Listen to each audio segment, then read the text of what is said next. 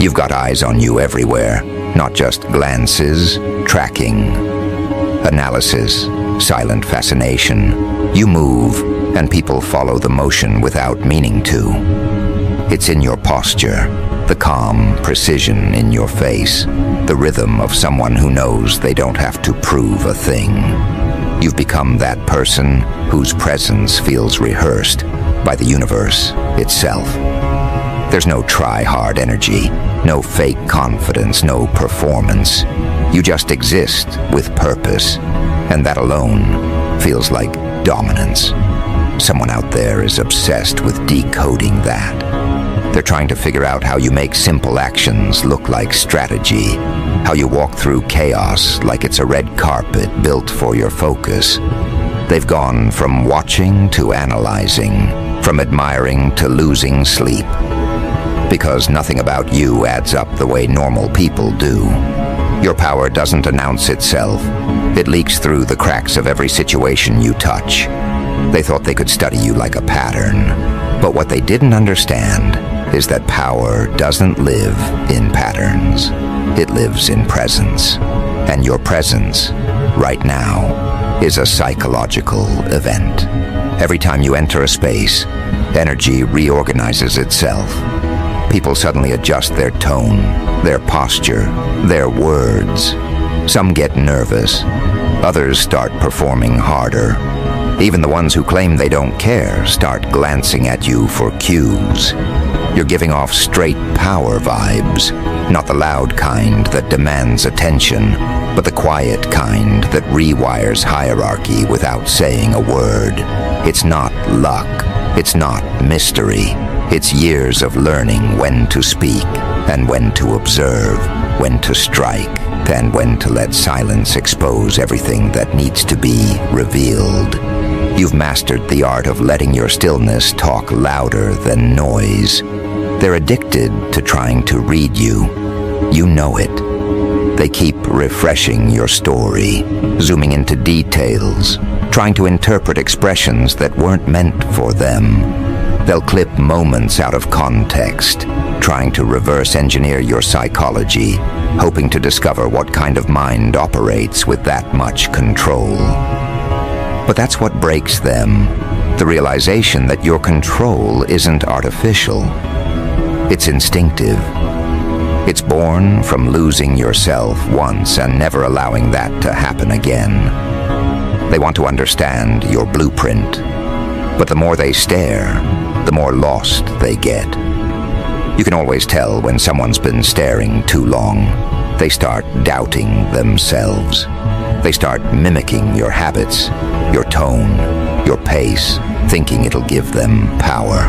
It doesn't. It just exposes how ordinary they feel next to you. Your power has turned into a psychological maze. People enter it thinking they'll map you out, but they end up mapping their own insecurities instead. Every theory they form contradicts the last one. You post less, they call it mystery. You post more, they call it strategy. You go quiet, they call it manipulation. You speak truth, they call it arrogance. You can't lose because they've already built a narrative where you're larger than explanation. The irony? You're not trying to be mysterious. You're just focused. You don't crave validation. And in a world addicted to attention, that makes you terrifying. Because attention is how most people measure existence. When someone doesn't need it, it confuses the system. You've become that confusion in human form. Everywhere you go, eyes follow not out of curiosity, but out of instinct. There's a psychological magnetism in your composure. People feel your energy before they hear your voice. It's the calm that comes from someone who's survived humiliation, betrayal, and disappointment, and still came out sharper. You've learned how to make pressure look like polish, and that's what they can't process. They expected you to break. Instead, you evolved into proof that pain can be refined into posture. They see confidence, but what they're really seeing is someone who rebuilt themselves, molecule by molecule. That's why their minds can't rest around you. You represent something they've never mastered, control under fire. They're whispering about you in circles you'll never visit. Screenshots, group chats, speculative DMs. People who barely know you feel entitled to explain you. They're so different, one says. They've changed, another insists. But none of them have the vocabulary to describe what's really happening. You're not changing, you're crystallizing. You're stepping into full alignment with your power, and that evolution makes people uncomfortable. They've built comfort zones around your old versions. When those versions died, so did their sense of superiority. Now they're scrambling to redefine you, because if they can't understand you, they can't control how they feel about you. That's the real threat, not what you do, but how you make people feel about themselves. You've turned the idea of normal into a distortion field. Your presence forces people to self-reflect. Some are inspired, some are obsessed, some are envious beyond reason. It's all the same fuel to the machine. Because deep down, everyone who watches you is trying to answer the same question. How did you gain that level of peace without surrendering your edge? How do you command attention without asking for it? They'll spend months trying to decode your charisma like it's math, and end up losing their emotional balance instead. That's the side effect of observing power without embodying it. The longer they study it, the more it breaks them. Somebody close to you has already spiraled. They thought they were smarter, thought they could manipulate the narrative. But power has a strange way of exposing weakness. The more they tried to twist your story, the more their own insecurities bled through. You never needed revenge. Their behavior handled that. They tried to psychoanalyze you from a distance, writing essays in their head about what kind of person you must be, while you quietly kept evolving. They didn't realize you were too fluid to be boxed. Every label they threw at you dissolved in motion. You didn't defend yourself. You didn't argue. You just became undeniable. That's what drives them insane. The realization that your silence is strategy, not surrender. And now, they can't stop watching. They call it curiosity, but it's dependency. Your name comes up in conversations that have nothing to do with you. Your presence lingers even when you're not there. People stalk your rhythm like data scientists dissecting an algorithm they can't replicate. They crave the confidence that you carry like skin. You move different, you talk different. Even your pauses are calculated. You've become an experience, not just a person. That's what terrifies them, because experiences change people. And once they've been around you, they can't go back to pretending mediocrity feels good. You're not even trying to dominate. You're just authentic. And authenticity is dangerous currency in a counterfeit world. Every time you walk into a room, fake energy trembles. You can feel it, the discomfort, the sudden overcompensation, the subtle glances between those who can't figure out how you keep your power unshaken. They call it arrogance because they don't know what healed confidence looks like. They say you're cold because they've mistaken boundaries for walls. But what's really happening is that they're standing too close to truth. And truth burns when you've built your life around performance. Your power doesn't come from luck or privilege. It comes from precision, the kind that's earned through repetition, failure, and rebirth. You didn't study people to manipulate them. You studied yourself until you stopped being predictable. That's why they can't decode you. Predictability is comfort for ordinary minds, and you stripped that away from them.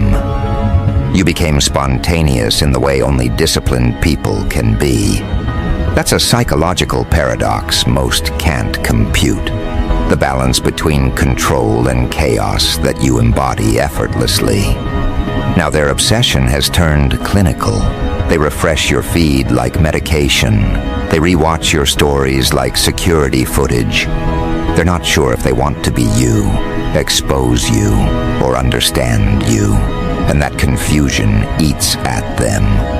It's almost poetic, watching people fall into madness trying to label someone who refuses to be limited. You've become the case study of confidence. The living example that evolution can't be explained. It can only be witnessed. And the watchers, they're multiplying. Every new eye that lands on you feels the same ripple.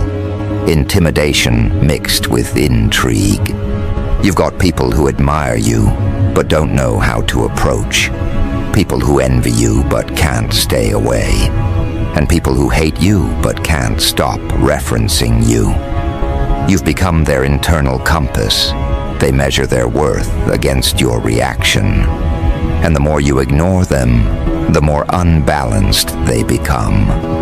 That's the irony of influence. The less you chase attention, the more it chases you. You're a living power signal. Every time you breathe in alignment, every time you choose calm over chaos, people sense it. You've learned to use silence like volume and energy like language. The ones still trying to decode you are stuck in a loop, trying to find logic in something that was built on authenticity, not tactics. They'll never find the formula because you are the formula. And that's why they're unraveling. Some are obsessing in secret, pretending indifference in public, but their eyes always betray them. They watch from fake accounts, listen to your voice notes twice, read too deep into captions that weren't even about them. You've taken residence in their subconscious, and they don't even realize it. That's the part that makes this all so twistedly poetic. The people trying to dissect your energy have started to lose their own.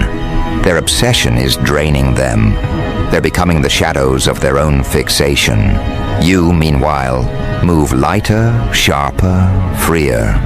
Because power, real power, is about control of focus. And while they're busy focusing on you, you're busy building what's next.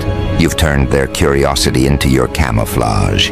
They can't touch what they can't predict, and they can't predict what doesn't repeat.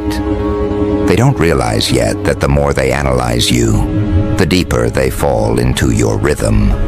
You've become their algorithm. Every move they make starts revolving around what you might do next. It's not just fascination anymore. It's mental dependency. They thought they were decoding you, but what they really did was give you psychic rent space inside their logic.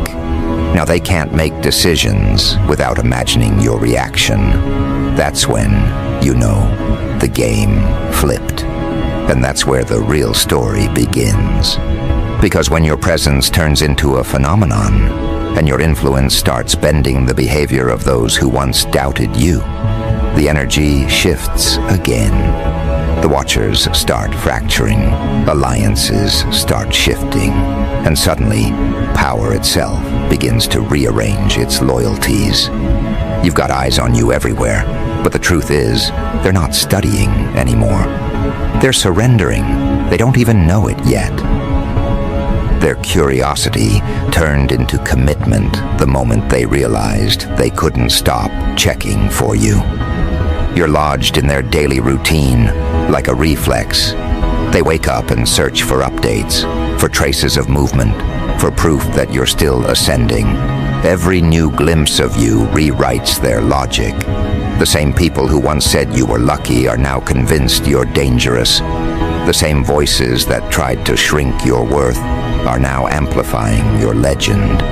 You didn't demand loyalty. Your aura recruited it.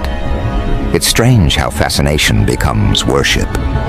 They start borrowing your words, adopting your rhythm, echoing your thoughts in conversations you'll never hear. You've become language. Your way of being, calm, deliberate, unbothered, has infected their subconscious. Even the ones who claim to hate you are reorganizing their personalities around the image they built of you. That's what unchecked attention does. It converts observers into satellites. They orbit you now, feeding on your energy without understanding it, losing fragments of sanity every time they compare their chaos to your composure.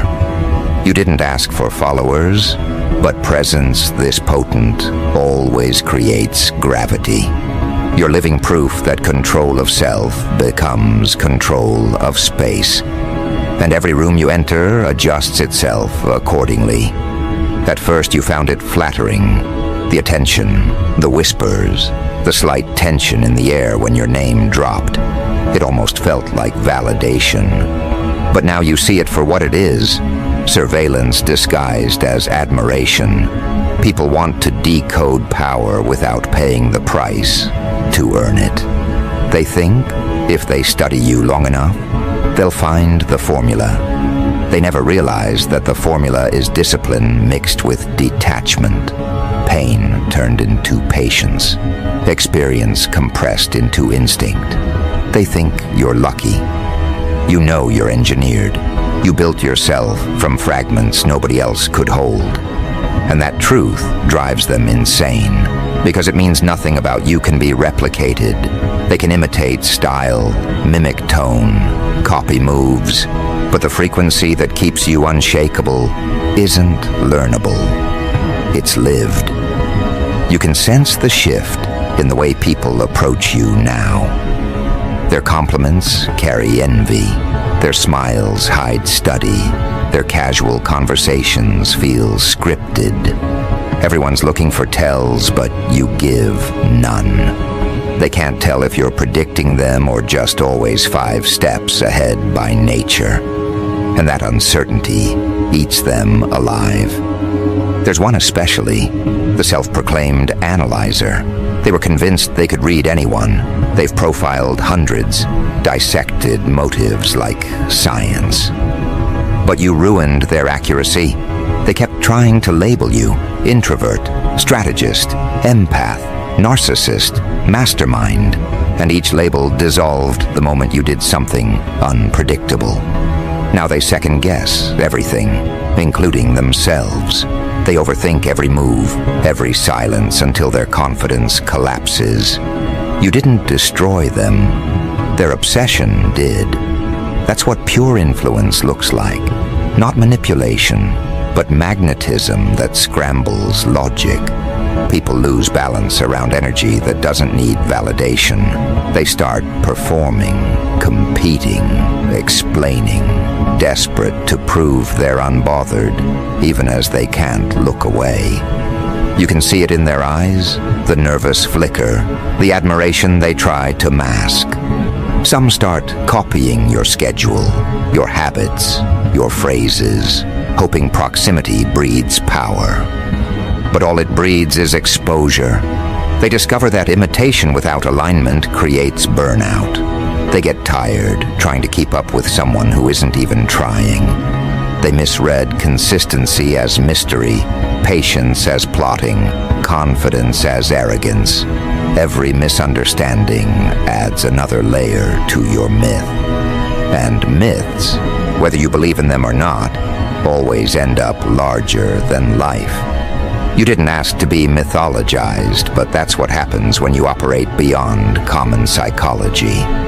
Every action you take becomes folklore in their circles. Did you see what they posted? Why did they disappear for a week? Who are they talking to now? They speculate, like reporters chasing a story with no facts. They zoom